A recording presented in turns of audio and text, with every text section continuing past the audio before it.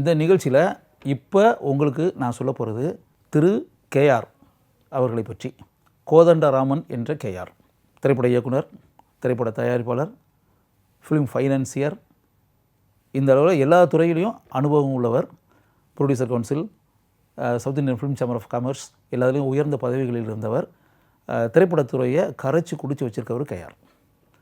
நீங்கள் எல்லாமே அவர் ஒரு 10 படமாக டைரக்ட் பண்ணியிருப்பார், எல்லாமே பார்த்துருப்பீங்க.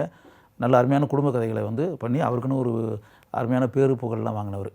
இதில் நீங்கள் இந்த விஷயம் இப்போ நான் சொல்ல போகிற விஷயம் இருக்கு இல்லையா, இந்த விஷயத்தை நீங்கள் கேட்டீங்க அப்படின்னா கேஆர் மேலே ஒரு பெரிய உங்களுக்கே இனம் புரியாத உயர்ந்த மரியாதை உண்டாகும்.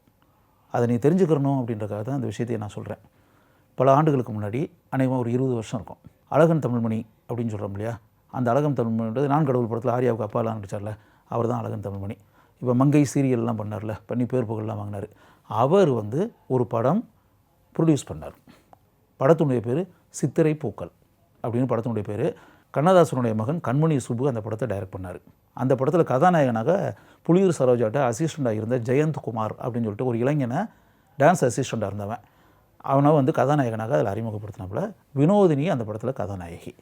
அந்த கவித்துவத்தன்மை கொண்ட மலை பிரதேசத்து காதல் கதை. அந்த காதலர்கள் 2 பேரையும் சேர்த்து வச்சு வாழ்க்கையில் ஒன்று சேர்த்து வைக்கக்கூடிய ஒரு அருமையான மிலிட்ரி ஆஃபீஸர், இராணுவ அதிகாரி கதாபாத்திரத்தில் சரத்குமார் நடித்த படம். அந்த படத்தை தமிழ்மணி ப்ரொடியூஸ் பண்ணார். அந்த படத்துக்கு நான் பிஆர்ஓ. அந்த படம் எடுத்து கிட்டத்தட்ட முடிகிற ஸ்டேஜுக்கு படம் எடுத்துக்கிட்டு இருக்காங்க, ஷூட்டிங் நடந்துகிட்ருக்கு. தமிழ்மணி கேஆரை போய் அப்ரோச் பண்ணி, இந்த மாதிரி ஊட்டியில் ஷூட்டிங் நடந்துகிட்ருக்கு அப்படின்போது, கொஞ்சம் ஏரியா மேலேனா ஒரு ஏரியாவை ப்ளட்ஜ் பண்ணின்றோம்ல, அது மேலே ஃபைனான்சியர், டிஸ்ட்ரிபியூட்டர் இவங்ககிட்டலாம் கொஞ்சம் அமௌண்ட் கேட்டோம்னா அவங்க ஏதாவது கொடுப்பாங்க. அந்த வகையில் கேஆரை போய் மீட் பண்ணியிருக்காரு. மீட் பண்ணி கேஆர் ஒரு குறிப்பிட்ட அமௌண்ட்டு நான் தர்றேன், அந்த ஏரியா மேலே நான் பணம் தர்றேன் அப்படின்னு தமிழ்மணிகிட்ட சொல்லிட்டார். தமிழ்மணி இப்போ என்கிட்ட சொல்கிறாரு. நான் தமிழ்மணிக்கு வெரி க்ளோஸ் ஃப்ரெண்டு. அப்போ என்ன தமிழ்மணி சொல்கிறாரு, சுறாவா நம்ம கேஆர் வீட்டுக்கு போவோம்.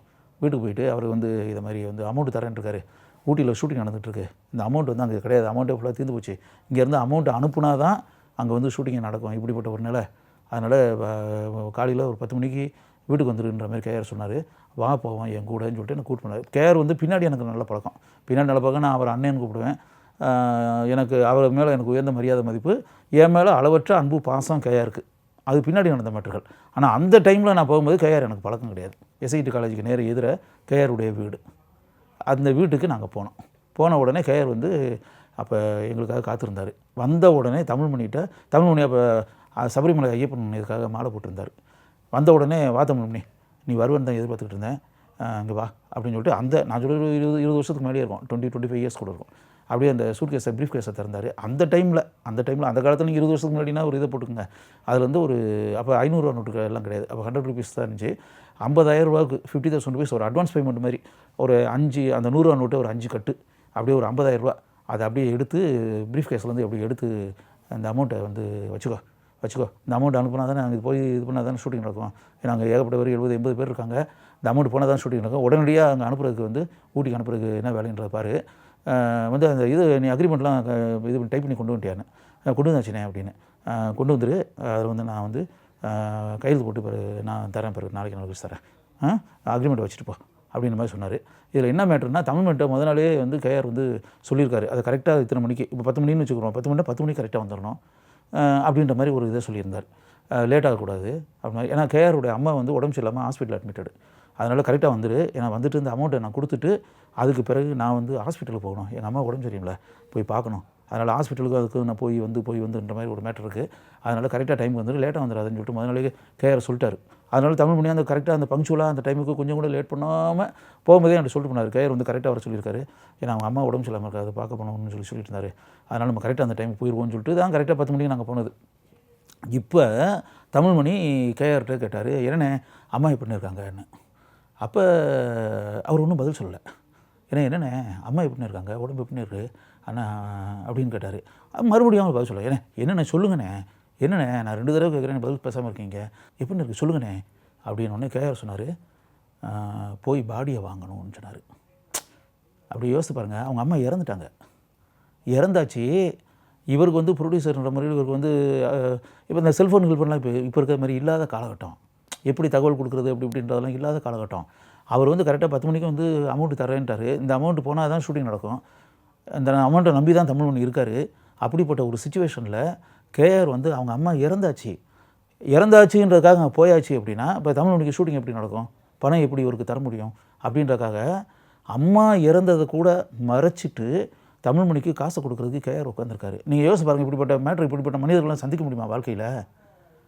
அதாவது நம்ம தெரிஞ்சுக்கணுன்றக்காக தான். இப்போ கேஆர் வந்து கேஆரை பார்ப்பீங்க, அப்படியே ஒரு சிரிச்ச முகத்தோட அப்படியே எல்லாருக்கூடையும் ஜாலியாக பேசுவார். அப்படியே ஒரு சிரிச்ச முகத்தோட அப்படியே ஸ்மைலிங் ஃபேஸோடையே இருப்பார். எல்லாருக்கூடையும் நல்லா பழகுவார், பேசுவார், அப்படியே ஃப்ரெண்ட்லியாக இருப்பார். அப்படி அதெல்லாம் ரைட்டு. ஆனால் அதுக்கு பின்னாடி எப்படிப்பட்ட உன்னதமான சம்பவங்கள்லாம் அந்த மனிதர்களுடைய வாழ்க்கையில் இருக்குது அப்படின்றது ஒரு மேட்டர் இருக்குல்ல, அது இங்கே தெரிஞ்சுக்கிறணும். அப்போ இப்படி சொன்னோடனே பாடியை போய் வாங்கணும்னு சொன்னார். அப்படி தமிழ்மணி ஒரு மாதிரி உணர்ச்சிவசப்பட்டு அப்படியே நெடுஞ்சாங்கலையா ஐயப்பனுக்கு மாலை போட்டுக்காருன்னு சொன்னோம் இல்லையா, அப்படியே கேஆர் காலில் அப்படியே நெடுஞ்சாங்கலையா தரையில் வந்து அப்படியே விழுந்து கும்பிட்டாரு.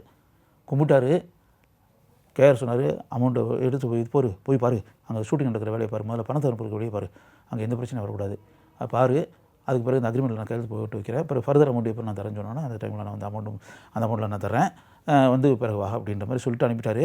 அந்த இடத்துல என்னுடைய முதல் சம்பவம், கேஆரை நான் பார்த்த முதல் சம்பவமே இப்படிப்பட்ட ஒரு உணர்ச்சிமயமான ஒரு சம்பவம். எனக்கு அந்த இடத்துலையே வந்து கேஆர் மேலே எனக்கு பெரிய மரியாதை மதிப்பு வந்துருச்சு. கேஆர்கிட்ட நான் பார்த்த முதல் சம்பவம் இப்படிப்பட்ட மனிதர்கள்லாம் உலகத்தில் இருப்பாங்களா அப்படின்ற மாதிரி நான் மனசுக்குள்ளே நினச்சேன்.